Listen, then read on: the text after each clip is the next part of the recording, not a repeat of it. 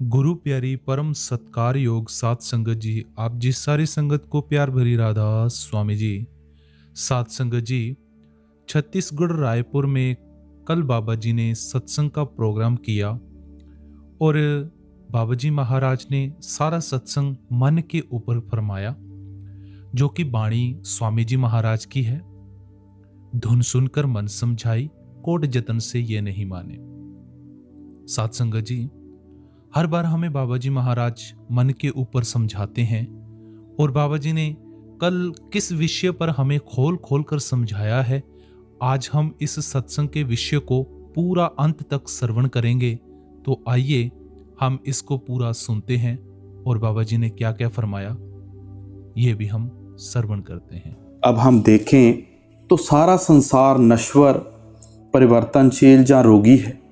इसको मृत्यु और होमे का भयानक रोग लगा हुआ है। हम जुगों जुगों से भयानक रोग से बीमार चले आ रहे हैं। चारों खानियां इस रोग में ग्रस्त हैं। ब्रह्मा, विष्णु, महेश जो क्रमश सृष्टि के कर्ता, पालक एवं सहारक हैं, वह भी रोगी है। सभी पुरियां, खंड ब्रह्मांड, सभी लोक, दीप और 9 खंड पृथ्वी, पवन, पानी, अग्नि, धरती, आकाश आदि रोगी हैं, क्योंकि ये सब नश्वर है। सारी रचना काल के परिवर्तनशील प्रभाव के अधीन है। केवल एक अकाल पुरुष निश्चल, अविनाशी या अरोग है, या वह गुरमुख चिन्ह के अंदर शब्द प्रकट है, अविनाशी और आरोग्य है। जो जो दिसे सो सो रोगी, रोग रहत मेरा सतगुर जोगी। सच्चे गुरमुख आप भी आरोग्य हैं और इस रोग के वैद्य भी हैं। उनके पास शब्द रूपी औषधि है, जो सभी रोगों की सच्ची दवा है। गुरमुख जन शब्द या नाम की संजीवनी बूटी द्वारा अपनी शरण में आने वाले सिखों सेवकों को भी निरोग कर देते हैं। अब हम सभी मजहब, कौम और सारी दुनिया की मजहबी किताबों को अपने ख्याल में लाएं तो यही पता लगता है कि हमारे और अकाल पुरुष के दरमियान अगर कोई पर्दा है तो केवल मन का है।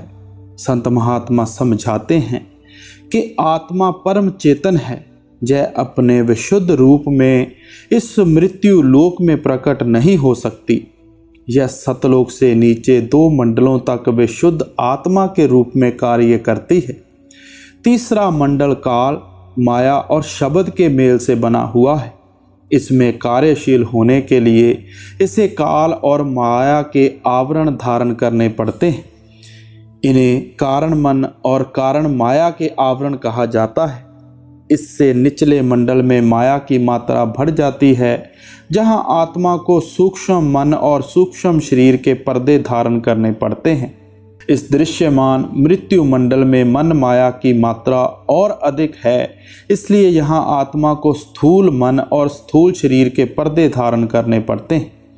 हम यह भी कह सकते हैं कि मन के 3 आवरण हैं, या यह भी कह सकते हैं कि मन की 3 अवस्थाएं हैं, जिन्हें क्रमश स्थूल, सूक्ष्म और कारण मन या पिंडी, अंडी या ब्रह्मंडी मन कहा जाता है। स्थूल शरीर में स्थूल मन, सूक्ष्म शरीर में सूक्ष्म मन और कारण शरीर में कारण मन कार्य करता है।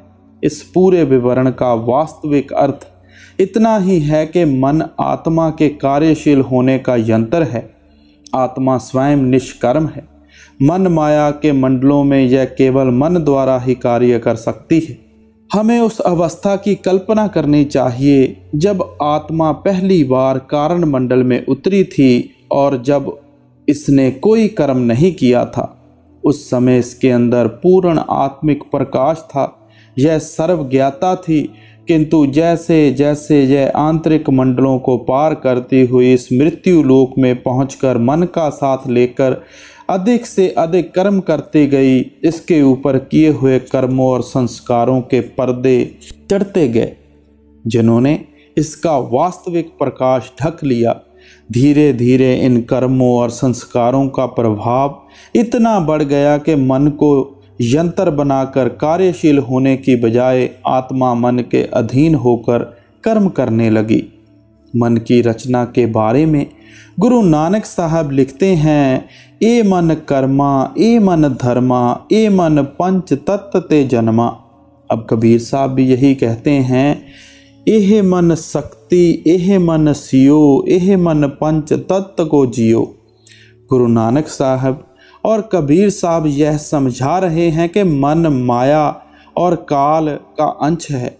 यह 5 तत्वों के सूक्ष्म अंश तथा कर्मों और संस्कारों के मेल से बनता है। यही कारण है कि हर व्यक्ति का मन अलग अलग होता है और हर व्यक्ति के मन की अवस्था भी निरंतर बदलती रहती है। जैसे जैसे कर्म और संस्कार प्रकट होते हैं वैसी ही व्यक्ति की मनोदशा बन जाती है। मन का जोर त्रिलोकी तक है, इसलिए संत महात्मा सावधान करते हैं कि आम इंसान तो एक तरफ त्रिलोकी की हद में कैद, बड़े बड़े तपस्वी, ज्ञानी, मुनीश्वर और देवी देवता भी मन के अधीन हैं। संतों महात्माओं ने अपनी वाणी में ऐसे अनेक विवरण दिए हैं जिससे पता चलता है कि सैकड़ों साल हठ कर्मों द्वारा साधना में लगे हुए बड़े बड़े त्यागियों को भी अंत में मन ने मार गिराया। किसी को काम ने मार गिराया और किसी को क्रोध ने, कोई लोभ और कोई मोह का शिकार हो गया तो कोई अहंकार का। संत महात्मा समझाते हैं कि मन द्वारा बनाए गए साधनों से मन को वश करने की कोशिश करना निपट अज्ञानता है। आमतौर पर मन को काल का एजेंट कहा जाता है और यह कहा जाता है कि मन ही हमसे बुरे कर्म करवाता है। इस बात को एक दूसरे ढंग से भी समझने का यत्न किया जा सकता है। हम आज के युग की भाषा में यह कह सकते हैं कि मन एक तरह का कंप्यूटर है। कंप्यूटर अपने आप कुछ नहीं करता, हम जो कुछ कंप्यूटर की मेमोरी में फीड करते यानी डालते हैं, कंप्यूटर उसे ही प्रकट करता है। इसी तरह मन हमारे खुद के पूर्व में किए हुए कर्मों और संस्कारों के अनुसार कार्यशील होता है। मृत्यु के समय शरीर पीछे छूट जाता है, परंतु किए हुए समस्त कर्मों का प्रभाव मन और आत्मा के साथ रहता है। अगले जन्म में शरीर बदल जाता है, किंतु मन और आत्मा सब पूर्व संस्कारों के अधीन पुण्य कर्म करते रहते हैं।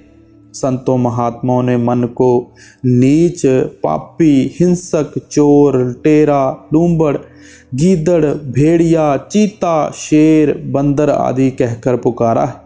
यह हमारे मन की वर्तमान अवस्था है। इस अवस्था के लिए दोष मन का नहीं, हमारा है। इसलिए मन को दोष देने की जगह अपनी चेतना, अपने विवेक और अपने ज्ञान में वृद्धि करनी चाहिए, ताकि हम मन की वास्तविकता को समझते हुए वर्तमान अवस्था से ऊपर उठ सकें और आगे के लिए बंधन का कारण बनने वाले कर्मों से बचें। जरूरत मन को दोष देने की नहीं, मन को सुधारने और काबू करने की है। यही गुरु साहब अपनी वाणी में कह रहे हैं कि धुन सुनकर मन समझाई। अपनी अगली कड़ी में कहते हैं, कोट जतन से यह नहीं माने, धुन सुनकर मन समझाई। अब आप समझाते हैं कि आप धुन के सिवाय कुछ भी उपाय कर लो, मन नहीं मानेगा। अगर कोई उपाय है तो वो हमारे अंदर है। जब कोई संत महात्मा हमें नाम दे, हम नाम की कमाई करके शब्द की लज्जत लें तो मन वश में आ जाएगा, पर्दा खुल जाएगा और मुक्ति हो जाएगी। अगली कड़ी में फरमाते हैं, जोगी जुगत कमावे अपने, ज्ञानी ज्ञान कराई। अब जोगी योग कर कर के थक गए, ज्ञानी ज्ञान कर कर के थक गए, पर मन वश में नहीं आया। संत महात्मा समझाते हैं कि आत्मा और परमात्मा के बीच सबसे बड़ी रुकावट हमारा मन है और हम मन को वश में करके ही परमात्मा से मिलाप कर सकते हैं। गुरु नानक साहब कहते हैं, मन जीते जग जीत। आपका कहना है कि अगर हम मन को वश में कर लेते हैं तो हम संसार को बनाने वाले परमात्मा से मिलाप करने के काबिल हो जाते हैं। स्वामी जी महाराज कहते हैं, बड़ा बैरी यह मन घट में, इसी का जीतना कठना, पड़ो तुम इसी के पीछे और सब ही जतन तजना। आपका कहना है कि हमारे जो भी जतन अंदर बैठे मन रूपी शक्तिशाली शत्रु को वश में करने के लिए करना है। मन को वश में करने के लिए हमें मन के स्वभाव का ज्ञान होना चाहिए। संत महात्मा समझाते हैं कि मन बहुत शक्तिशाली है। यह इंद्रियों के भोगों और विषय विकारों का रसिया है। यह हर पल भोगों की लज्जत की तरफ भागता है। यह कभी एक चीज़ की तरफ जाता है तो कभी दूसरी की तरफ, मगर कोई भी चीज़ हमेशा के लिए मन को लेकर खड़ी नहीं हो सकती। केवल वह वस्तु ही मन को वश में कर सकती है जो मन से अधिक शक्तिशाली हो और जिसमें इंद्रियों के भोगों से अधिक रस और आनंद हो।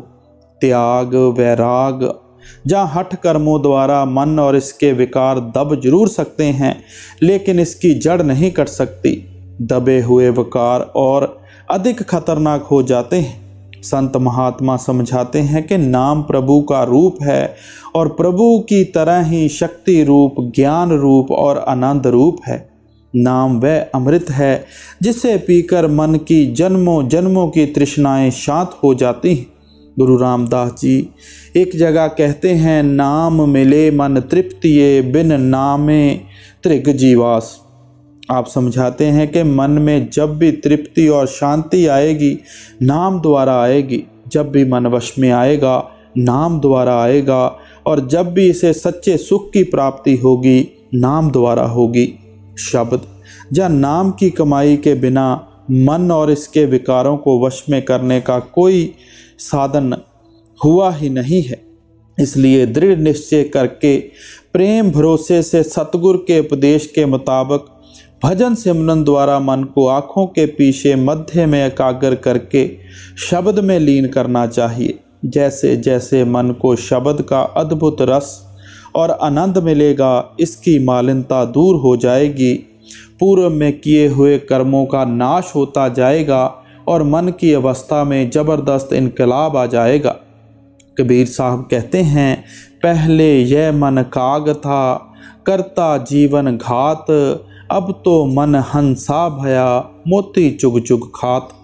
के जो मन इंद्रियों के वश होकर ऊपर से नीचे और अंदर से बाहर बेतहाशा विषय विकारों की ओर दौड़ता था, वही मन बाहर से अंदर और नीचे से ऊपर जाकर नाम या शब्द के मोती चुगने में आनंद महसूस करता है। जो मन आज हमारे अंदर जाकर नाम से जुड़ने में सबसे बड़ी रुकावट है और हमारा सबसे बड़ा शत्रु है, वह अंतर में शब्द का रस चख लेने के बाद हमारा सबसे बड़ा मित्र और मददगार बन जाता है और बड़े जोर से बार बार आत्मा को अंतर में शब्द की ओर खींचता है। स्वामी जी महाराज कहते हैं, राधा स्वामी कहत सुनाए, मन बैरी को मीत कर। कि अपने मन को सुधारने और इसकी दुश्मनी को दोस्ती में बदलने का उपदेश दिया है, क्योंकि बिगड़े मन से बुरा कोई दुश्मन नहीं और नाम की कमाई द्वारा सुधरे मन से बढ़कर कोई दोस्त नहीं। तपसी तप कर थाक रहे हैं, जती रहे जतलाई। अब आप फरमाते हैं कि तपसी तपस्या कर कर के थक गए मगर मन वश में नहीं आया। जती सारी उम्र जत रख रख कर हार गए मगर मन वश में नहीं आया।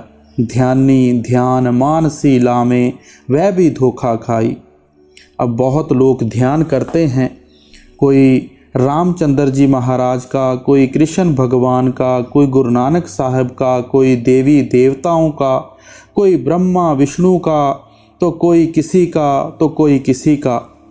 वो इन सब की मूर्तियां सामने रख लेते हैं, क्योंकि मूर्ति बेजान है, इसलिए वो ध्यान करने पर बोलती नहीं और महात्मा मूर्त में नहीं आते। मूर्ति जड़ है, बोलती नहीं, मगर आप तो चेतन हो।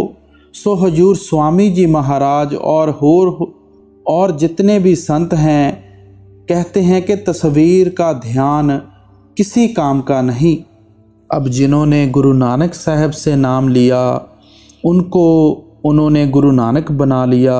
जिन्होंने कबीर साहब के से नाम लिया, कबीर साहब ने उन्हें कबीर बना लिया। और जिन्होंने हमें नाम दिया है वो हमें अपना बना कर ले जाएंगे। पंडित पढ़ पढ़ वेद बखाने, विद्या बल सब जाई, बुद्ध चितरता काम ना आवे, आलम रहे पछताई। अब आप फरमाते हैं कि जो व्यक्ति विद्या प्राप्त करता है वह अपने जतन द्वारा प्राप्त करता है। संगीतकार वही बनता है जो उस्ताद की शिक्षा के अनुसार खुद अभ्यास करता है। दौलत अपनी मेहनत से कमाई जाती है, ज्ञान अपने जतन से प्राप्त किया जाता है।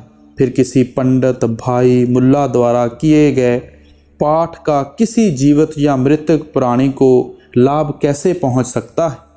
जो व्यक्ति जीते जी चोर है वह मरने के बाद पंडितों या भाइयों द्वारा पूरी की गई रस्मों से संत महात्मा नहीं बन सकता। कोई पुजारी कभी यह नहीं कहेगा कि तुम्हें किसी दूसरे धर्म के पुजारी द्वारा करवाई जाने वाली रस्मों से कोई लाभ हो सकता है। यह भी सिद्ध करने की कोशिश करेगा कि सिर्फ हमारे धर्म की रीतियों को पूरा करने से ही लाभ होगा, क्योंकि इससे उनको रोजी रोटी और मान बढ़ाई प्राप्त होती है। पुजारी श्रेणी की निजी धार्मिक अवस्था के बारे में कुछ ना कहना ही अच्छा है। जिन्होंने खुद रूहानी तरक्की ना की हो, जिन्होंने खुद मुक्ति प्राप्त ना की हो, वह दूसरों को लाभ कैसे पहुंचा सकते हैं? संत महात्मा सावधान करते हैं कि हम पुजारी श्रेणी द्वारा फैलाए भ्रम जाल में नहीं फंसना। पुजारी लोग जो कुछ करते हैं अपने स्वार्थ की पूर्ति के लिए करते हैं, हमारे लाभ के लिए नहीं। हमें चाहिए कि हम हर प्रकार के भ्रम और शंका को त्याग कर पूर्ण संतों की शरण में जाकर निजी अभ्यास के द्वारा अपनी आत्मा को अंतर में परमात्मा के शब्द या नाम से जोड़ें। यही असली पूजा है।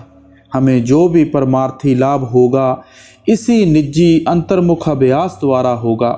आत्मा का परमात्मा की तरफ कुदरती झुकाव है, जिसके कारण हर इंसान के अंदर प्रभु से मिलने की तड़प है और हर इंसान किसी न किसी ढंग से उसकी पूजा या भक्ति करने की कोशिश करता है। संत महात्माओं का पूजा या भक्ति से एक ही भाव है। भक्त पुजारी या उपासक भक्ति पूजा या उपासना द्वारा अपने इष्ट की प्रसन्नता और उसकी प्राप्ति का प्रयत्न करता है। संसार में अनेक प्रकार के इष्टों की, अनेक प्रकार की पूजा या भक्ति की परंपरा प्राचीन काल से चली आ रही है। लोग प्रकृति की शक्तियां जैसे सूर्य देवता, वरुण देवता आदि की पूजा करते रहे हैं। देवी देवताओं, अवतारों आदि की पूजा सदियों से चली आ रही है। कई लोग पशु पक्षियों आदि की पूजा करते हैं। संत मत में एक प्रभु को छोड़कर दूसरी हर वस्तु को अपूर्ण और नाशवान माना गया है। इसलिए सब धर्मों में समय समय पर हुए सब संतों महात्माओं ने केवल उस एक निराकार अविनाशी प्रभु की पूजा या भक्ति का उपदेश दिया। कबीर साहब कहते हैं, पूजो राम एक ही देवा। के संत महात्मा समझाते हैं कि जिस इष्ट की हम पूजा करते हैं हम उसी को प्राप्त होते हैं। गुरु नानक देव जी कहते हैं, जैसा सेवे तैसा होई। भगवान कृष्ण ने भी गीता में उपदेश दिया है कि देवी देवताओं की पूजा करने वाले देवी देवताओं को, जिन भूतों की पूजा करने वाले जिन भूतों को और पार ब्रह्मा परमेश्वर की पूजा करने वाले पार ब्रह्मा परमेश्वर को प्राप्त होते हैं। वह प्रभु सत्य है, वह शक्ति रूप, ज्ञान रूप, प्रेम रूप और आनंद रूप है। केवल उस प्रभु की पूजा या भक्ति द्वारा ही जीवात्मा भी सत्य रूप, शक्ति रूप, ज्ञान रूप, प्रेम रूप और आनंद रूप बन सकती है। वह प्रभु अजून है, जानी जन्म मरण के बंधनों से ऊपर है। बाकी सब इष्ट आवागमन के चक्कर में बंधे हुए हैं, इसलिए उनकी पूजा या भक्ति द्वारा कभी भी कोई भक्त या पुजारी जन्म मरण के बंधनों से नहीं मुक्त हो सकता। संत महात्मा समझाते हैं कि मनुष्य द्वारा बनाए गए पूजा या भक्ति के सब साधन और मार्ग बाहरमुखी हैं। परमात्मा द्वारा बनाया गया पूजा या भक्ति का मार्ग अंतर्मुखी है। वे कहते हैं कि वह परमात्मा भी हमारे अंदर है, उसकी पूजा या भक्ति का मार्ग भी हमारे अंदर है। गुरु अर्जन देव जी कहते हैं, मार्ग प्रभ का हर किया संतन संग जाता। कि परमात्मा की पूजा जहाँ भक्ति का सच्चा साधन और मार्ग एक, अनाद और परिवर्तन रहित है, वह स्वयं परमात्मा द्वारा बनाया गया है। इसका ज्ञान अपनी आत्मा को परमात्मा में अभेद कर चुके पूर्ण संतों द्वारा होता है। केवल इस साधन और मार्ग को अपनाकर ही इंसान प्रभु से मिलाप कर सकता है।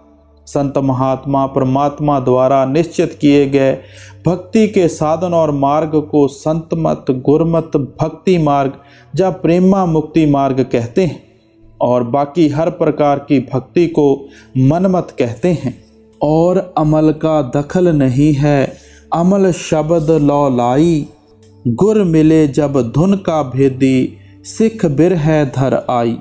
अब स्वामी जी महाराज शब्द की महिमा करते हैं कि जब कोई रूहानी मंडल पर जाने वाला, शब्द की कमाई करने वाला, शब्द स्वरूपी, शब्द अभ्यासी गुरु मिल जाए तो सिख आशिक हो जाए, मुर्शद का खौफ हो, रूहानी मंडलों पर चढ़ने का कुछ फ़ायदा होता है।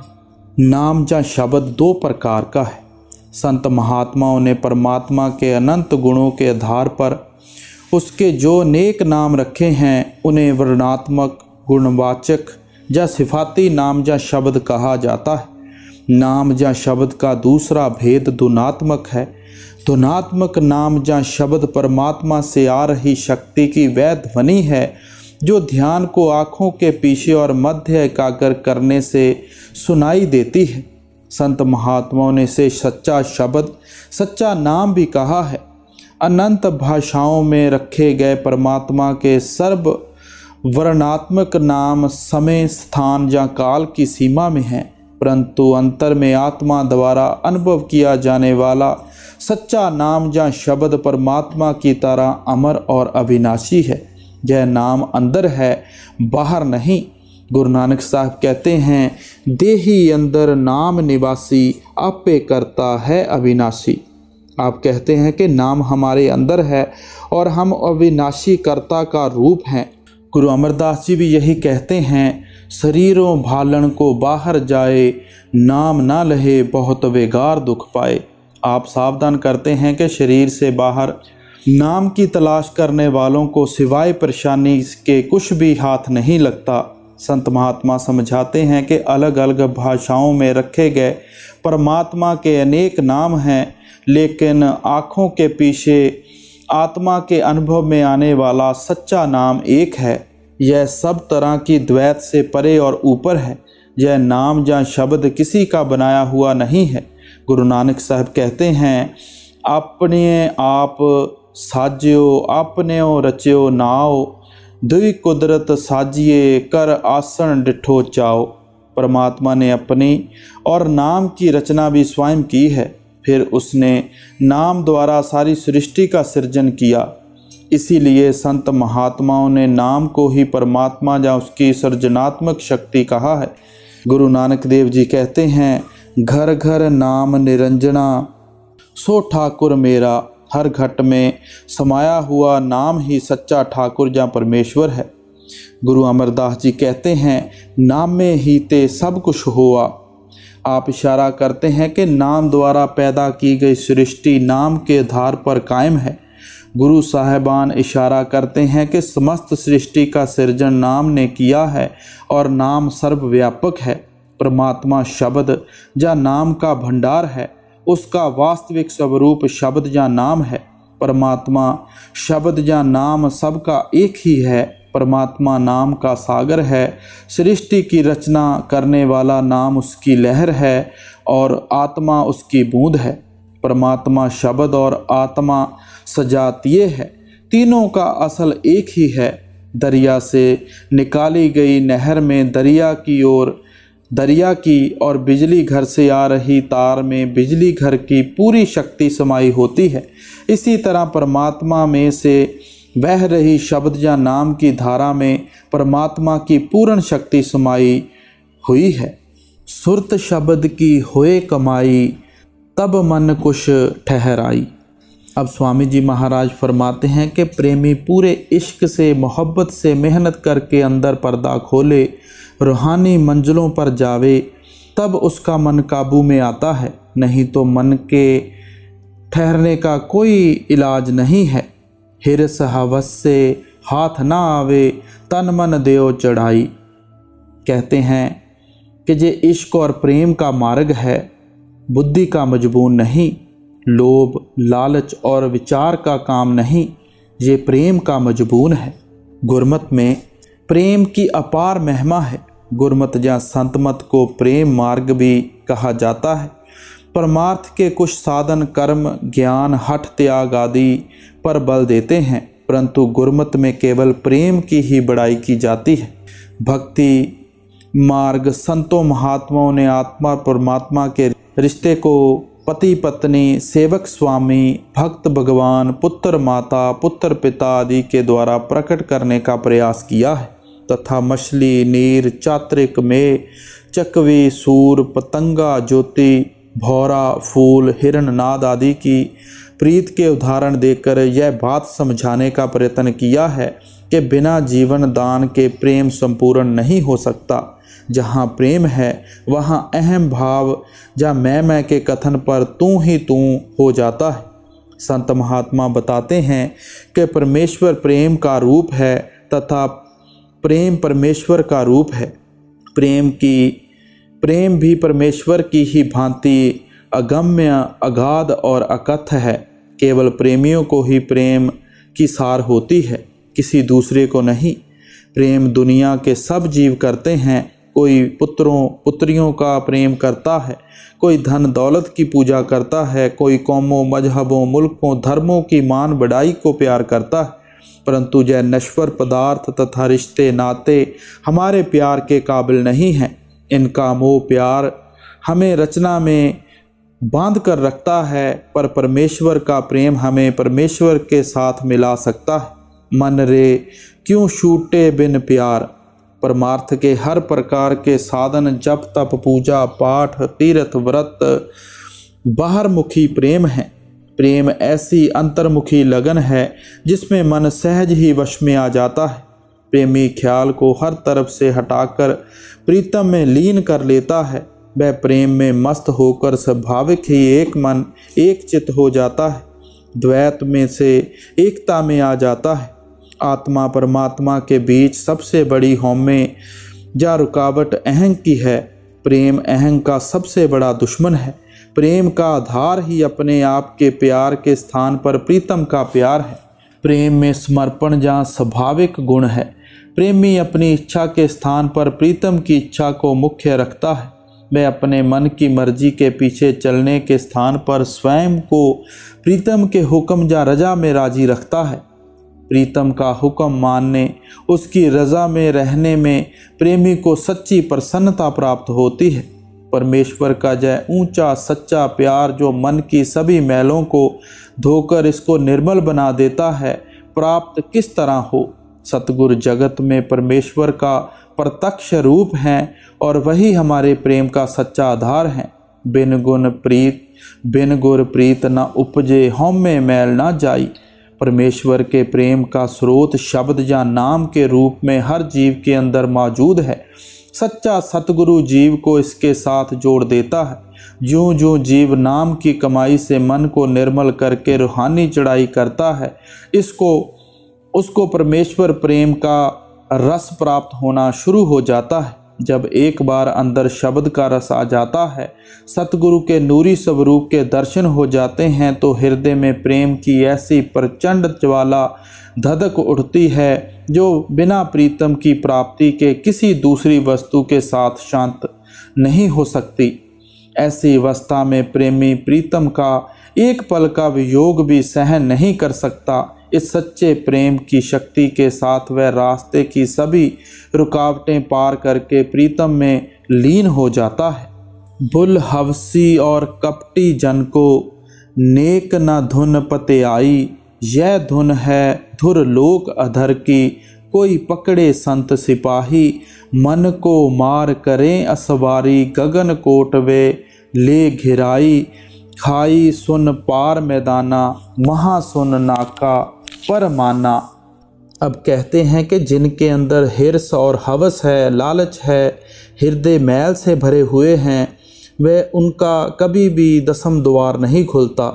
उन्हें मालिक कभी भी अंदर आने नहीं देता। फरमाते हैं कि यह ताकत कुल आलम के अंदर है। कोई हिंदू, कोई मुसलमान, कोई सिख, ईसाई, यहूदी, सबके अंदर ये नाम है। मन को मार करे असवारी, गगन कोट वे लें घिराई। अब स्वामी जी महाराज माया की तरफ आते हैं। ग्रंथ शास्त्र माया की व्याख्या से भरे पड़े हैं।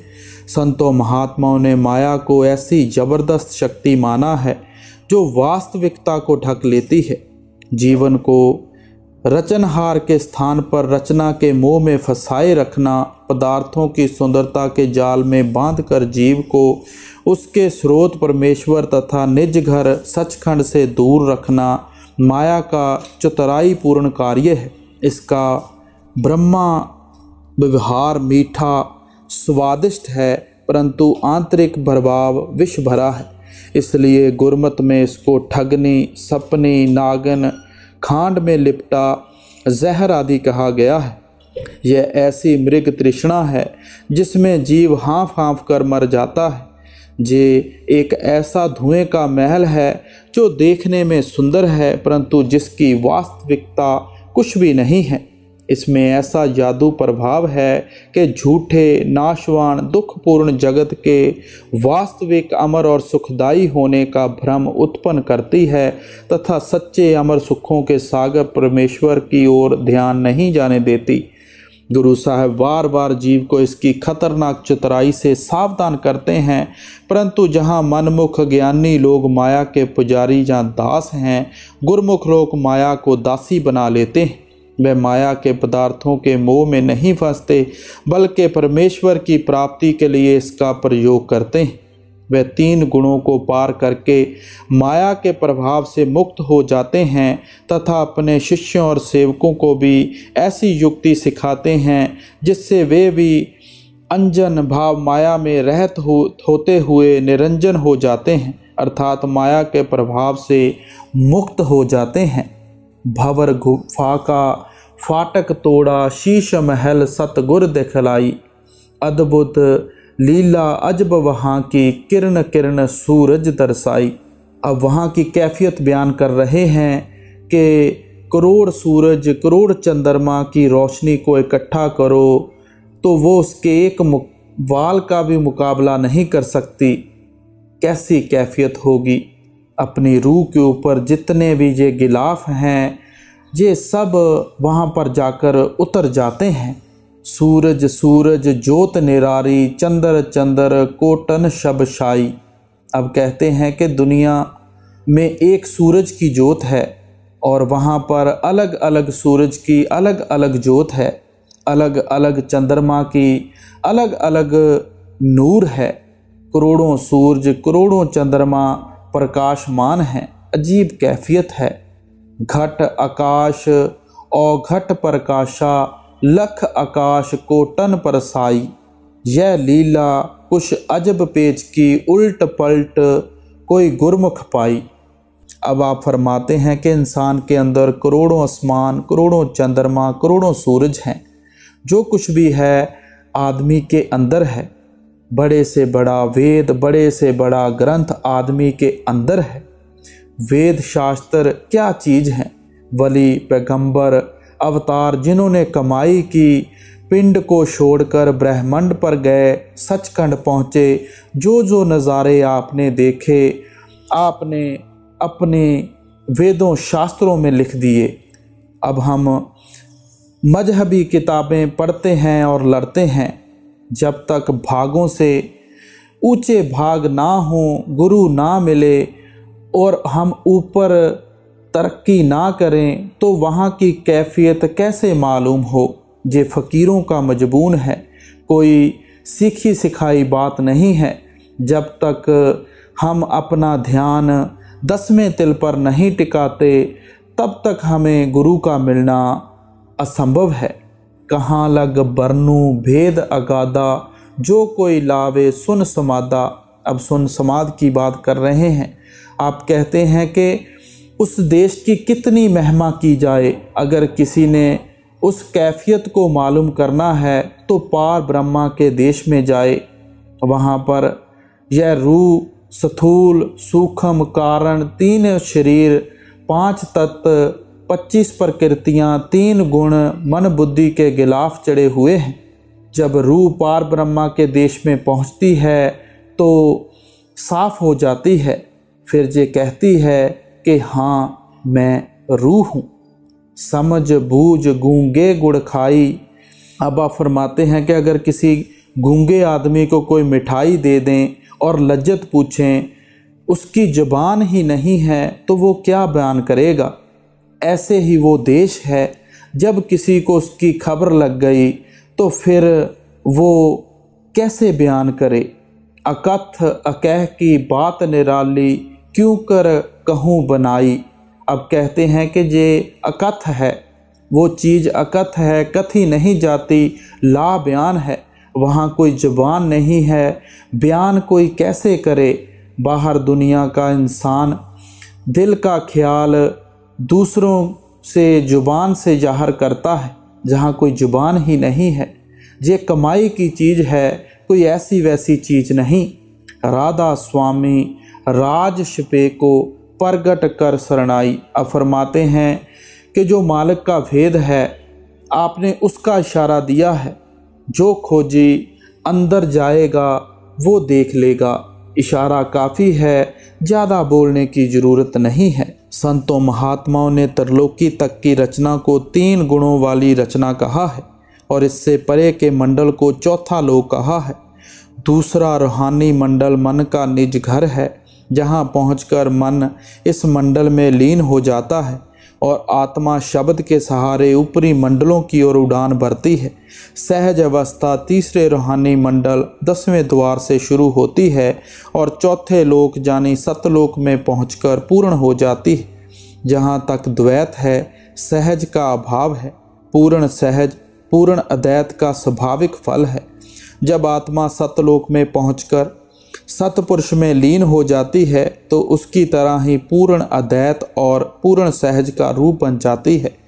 इस अवस्था में सत्य के साक्षात ज्ञान और प्रकाश के कारण सभी संशय और भ्रम दूर हो जाते हैं। द्वैत मिट जाती है, जीव समदर्शी हो जाता है। वह अमर आनंद की ऐसी निश्चल अवस्था प्राप्त कर लेता है जो सुख दुख से ऊपर है। पूर्ण ज्ञान और पूर्ण आनंद की यह अवस्था किसी विरले गुरमुख को ही प्राप्त होती है। सहज व अद्भुत आध्यात्मिक अवस्था है जिसे शब्दों में बयान कर सकना असंभव है। सो गुरु प्यारी साध संगत जी, आज का बड़ा ही रूहानी से भरा सत्संग हमने श्रवण किया। जिन्होंने आज मौजूदा सतगुरु का सत्संग सुना, दर्शन किए, भाग्यशाली हैं वह लोग। और हमें चाहिए कि जो भी गुरु ने आज हमें सिखाया है, जहाँ हमने आज के सत्संग में श्रवण किया है, जो शब्द और नाम की कमाई के बारे में था, तो हमें भी चाहिए कि दिन रात उस गुरु की भक्ति करें, नाम की कमाई करें, शब्द की कमाई करें। राधा स्वामी जी।